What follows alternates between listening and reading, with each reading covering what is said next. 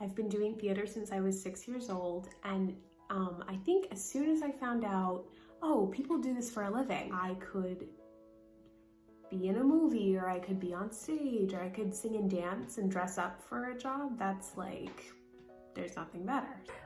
One of the biggest things that inspired me to be a musical theater major was this musical called Allegiance. It's basically a Japanese internment camp musical.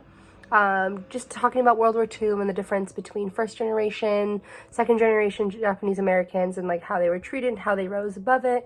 And I thought it was crazy and fantastic to see someone of my culture represented. Specifically, it was specifically Japanese Americans, and that's me.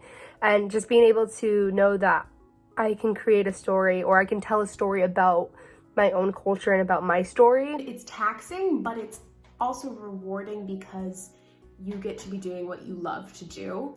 And I don't know, I can only speak from experience, but I don't know if you get that in every major. As the profession kind of moves on, and as the art form moves on, there's more that's expected of all of us. You know, now it's not enough to sing, dance, and act. Now you have to write, and now you have to be able to direct. So there's a lot that's expected. It's a lot of like rehearsing by yourself. It's a lot of self-motivation, a lot of friends motivating you.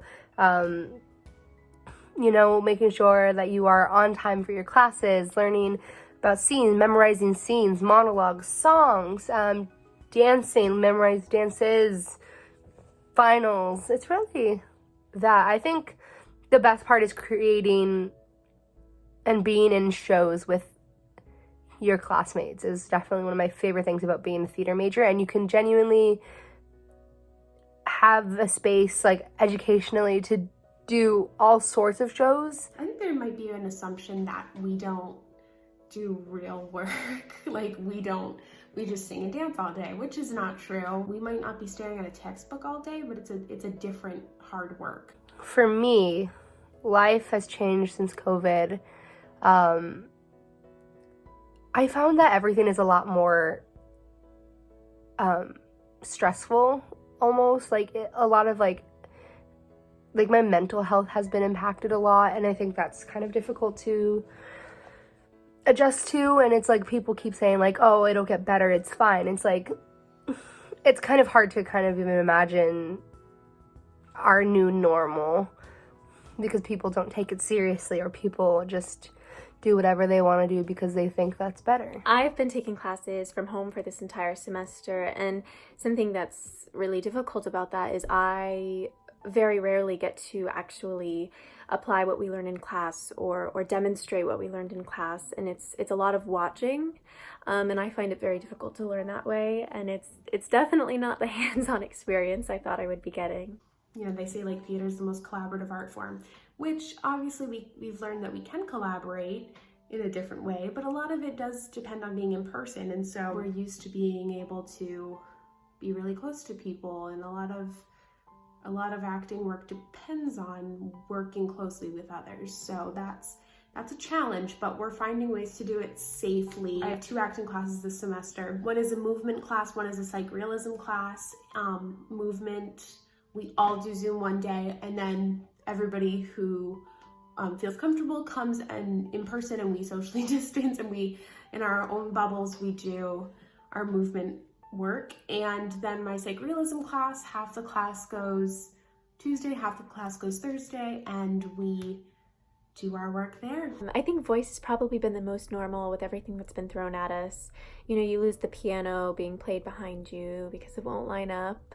And it's obviously not the same as being in person, just, you know, hearing the voice. It's always, was that your voice cracking, or was that Zoom? And I always say it's Zoom, but you lose those little things. Dance is really hard. You have no space to do anything. I'm in my room and constantly kicking my bed frame, or, you know, bumping into my dresser, and it's just so frustrating. So that's definitely just taking a toll. I think one difficult thing about creating art during COVID is you lose the factor of the live audience and just the live performance. You know, when it's a live show, whatever happens, happens, and it's different every single time. and you have the audience to go off of, but here you're, you know, singing or performing for a camera. It definitely has its challenges. Zoom hour take 18. For one class, we're sending in videos of us singing, and you can record it as many times as you want, and that's, you know, that's not what live performance is.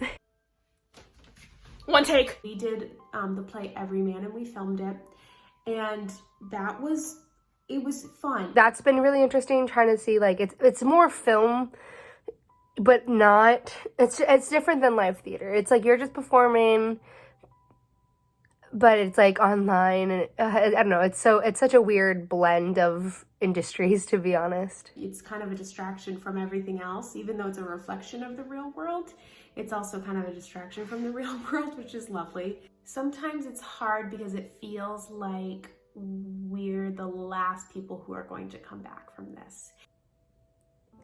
I'm just discouraged almost. I'm worried that when things go back, am I even good enough? Pretty much everything else can happen right now.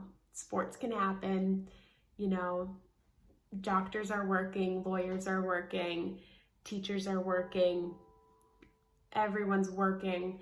We don't get to work. Did I do all this training for nothing? If there were any doubts, I know that this is what I'm supposed to be doing now, because now that I don't have it, I am itching to get back. I cannot wait for the day that I get to do anything, do anything with other people. I think it's really difficult right now to stay motivated and continue your training with, you know, everything you have, when you know what you're training for isn't a thing right now, and it's constantly in the back of your mind, you know, is it going to come back? When is it going to come back?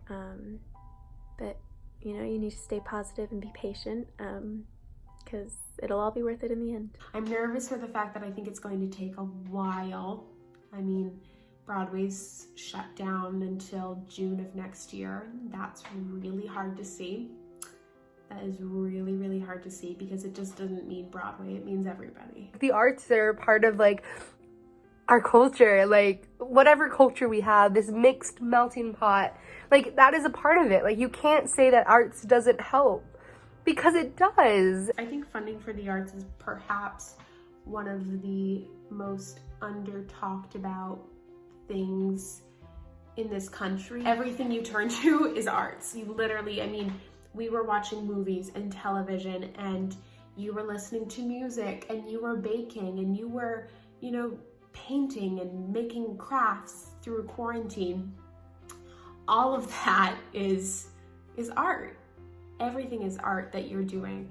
And if we don't fund it, what's the point? If we don't start it at the very beginning, if you don't fund in schools, if you don't fund small local theaters, if you don't support, I think arts education is the biggest one for me. So I think it's important that we continue to put our money where our mouth is and pay people what we deserve and keep the arts alive, because at the end of the day, it's what's keeping a lot of us happy.